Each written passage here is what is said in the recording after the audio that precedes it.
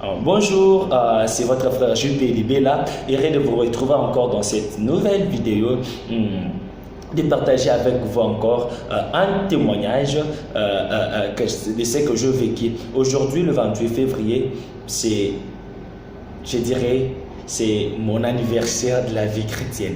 Donc c'est aujourd'hui, le 28 février, que j'avais reçu Jésus comme Sauveur et Seigneur. Et ça fait maintenant 5 ans. Alors dans ces 5 bonnes années que je fais avec le Seigneur, j'ai compris beaucoup de choses. Et aujourd'hui, je vais partager avec vous une chose de ce que j'ai compris pendant ces 5 bonnes années que je fais avec le Seigneur.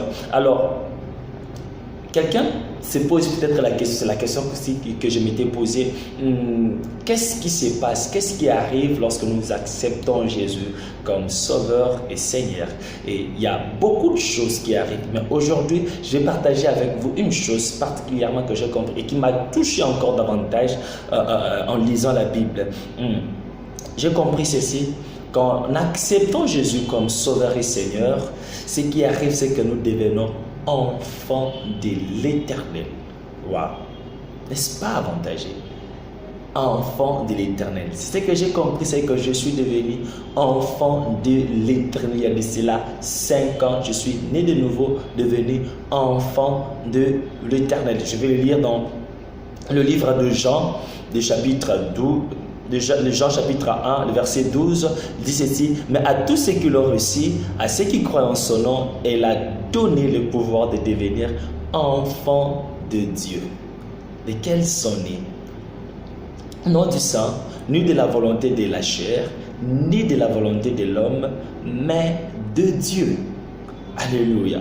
Donc, à tous ceux qui l'ont reçu, il s'agit ici de la parole de Dieu. Donc, à tous ceux qui l'ont reçu, à ceux qui croient en son nom, là, il s'agit de la parole de Dieu. On parlait de la parole d'après le contexte. Voilà pourquoi on a utilisé elle a donné le pouvoir. Il s'agit de Christ qui est la parole de Dieu, la parole incarnée. Donc, Christ Jésus, lorsque tu as accepté Jésus-Christ comme ton Sauveur et ton Seigneur, eh bien, tu es devenu enfant de l'Éternel. Et toi qui n'as pas fait cela, je t'en prie et je t'invite à le recevoir comme Sauveur et Seigneur afin de devenir enfant de l'Éternel. Écoutez ce que Galates dit.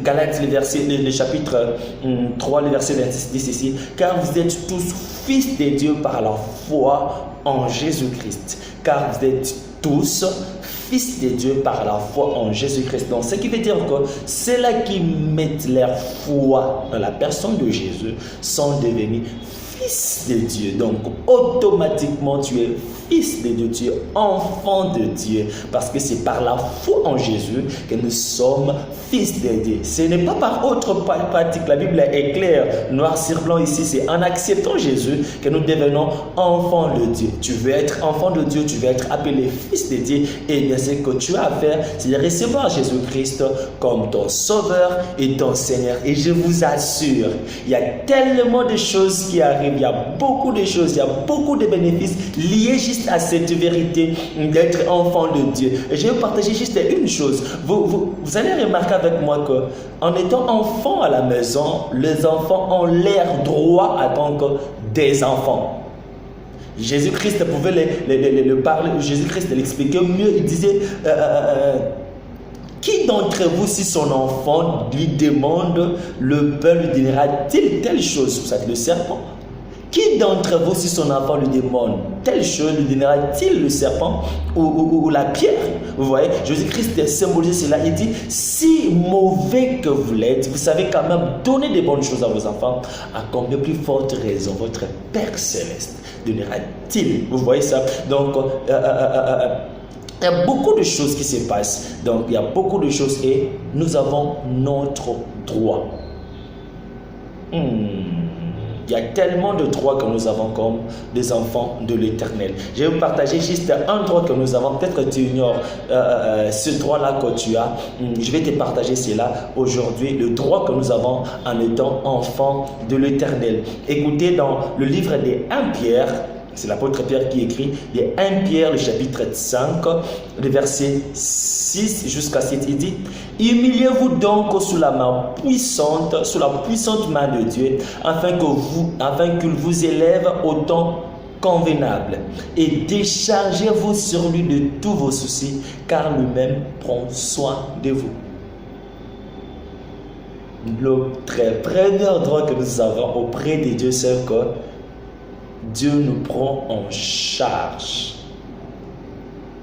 La prise en charge. Ah, ça j'aime. Donc j'ai compris pendant mes 5 bonnes années dans la vie chrétienne, c'est que Dieu m'a pris en charge. Dieu s'est occupé de moi. Waouh, ça c'est fantastique et c'est merveilleux. Lorsque Dieu te prend en charge, je t'ai dit, tu ne comprendras pas. Par des méthodes où tu ne t'imaginais même pas, où ton intelligence était vraiment bloquée, mais Dieu fait des choses inexplicables juste pour te montrer que c'est lui qui te prend en charge. Ouais, là c'est Dieu. Nous avons un papa responsable qui sait prendre ses responsabilités en main.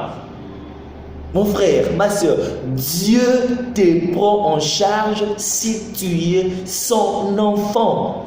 Ah, qui de vous, lorsqu'il était né, disait à sa maman, maman, avant de naître, j'aurais besoin de cache-couche, j'aurais besoin de couches, j'aurais besoin de pampex, j'aurais besoin de berceaux, j'aurais besoin de draps, j'aurais besoin de telle chose, j'aurais besoin de lotion, j'aurais besoin de lait de beauté, quoi que ce soit, je ne sais.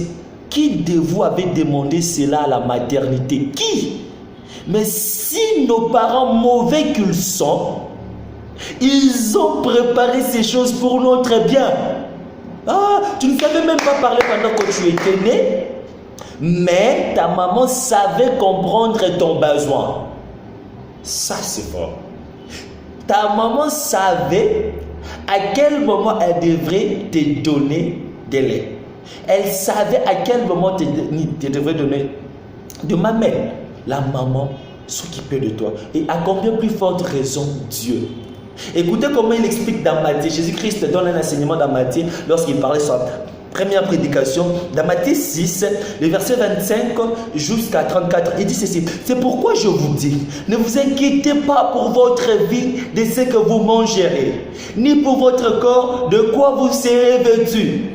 La vie n'est-elle pas plus que la nourriture et les corps plus que le vêtement? Regardez les oiseaux du ciel, ils ne sèment ni ne moissonnent. Waouh!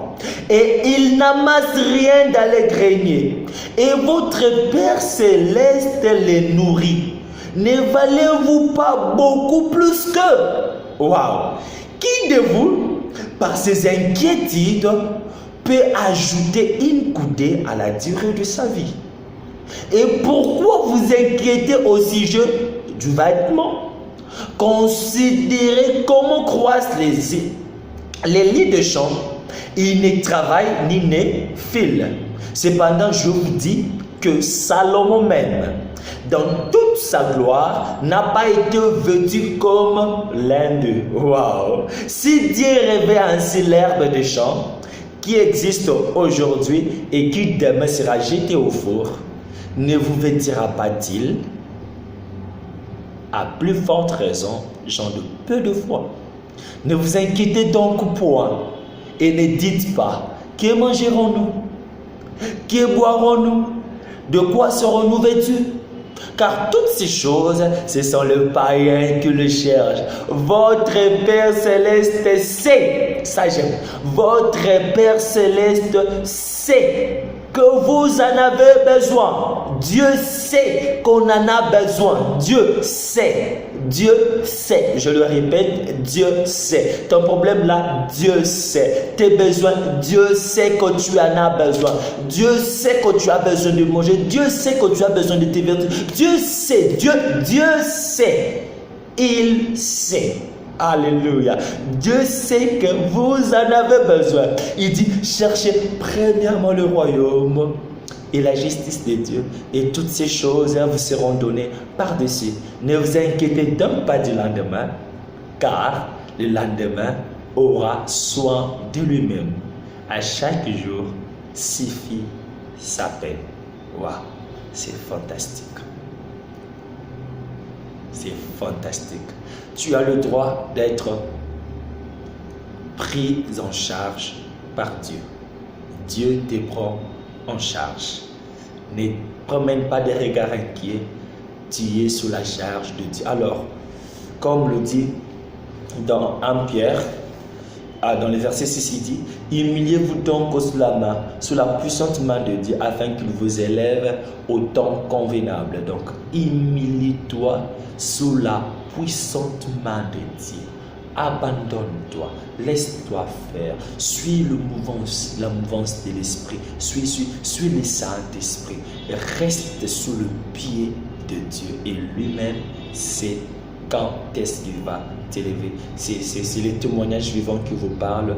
Et j'ai appris à servir le Seigneur, à être là pendant que je manquais même de quoi me vêtir. Je vous dis, je vais partager une chose aujourd'hui même. Je vous dis, je porte des vestes, mais la veste que j'ai achetée moi-même de mon propre argent, c'est la plus mauvaise veste que j'ai. Pourquoi? Parce que Dieu m'a pris en charge, il m'a donné des vestes, je vous dirais 4 vestes que je n'ai jamais achetées, de belles vestes. Vous voyez ça? Pendant que je m'inquiétais de ça, et lorsqu'il m'a appris à ne s'inquiéter de rien, et il m'a donné par des façons inexplicables. Donc, je ne peux pas expliquer cela. Par des personnes aussi, je ne m'y attendais même pas. Et vous comprenez cela, ce que Dieu sait nous prendre en charge. Et celle que j'avais achetée, c'est la plus mauvaise puisque toute autre veste. Vous voyez ça? Ça, c'est Dieu. C'est que Dieu nous donne est tellement merveilleux. Là, je profite pour te dire une chose, c'est que les efforts que tu fournis seul sans Dieu ne sera jamais comparable à ce que Dieu fera pour toi. Tu dois être sûr de ça. C'est que Dieu a préparé pour toi. Même c'est que moi, je pensais qu'acheter, j'ai acheté une veste, mais ce n'est pas comparable à ce que Dieu m'a donné.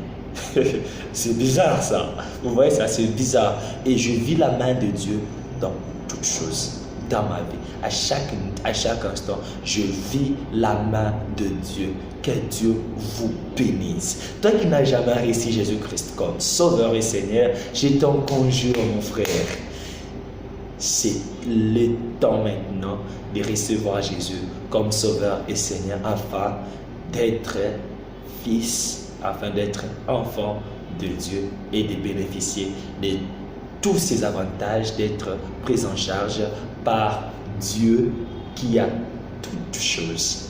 C'est lui qui est l'auteur et le maître de tout. Que le Seigneur vous bénisse. Passez un bon dimanche au nom de Jésus-Christ. Je vais prier avec ceux qui veulent recevoir Jésus-Christ. Seigneur, je prie pour mes frères et sœurs qui ont pris la décision ce matin de te recevoir comme Sauveur et Seigneur.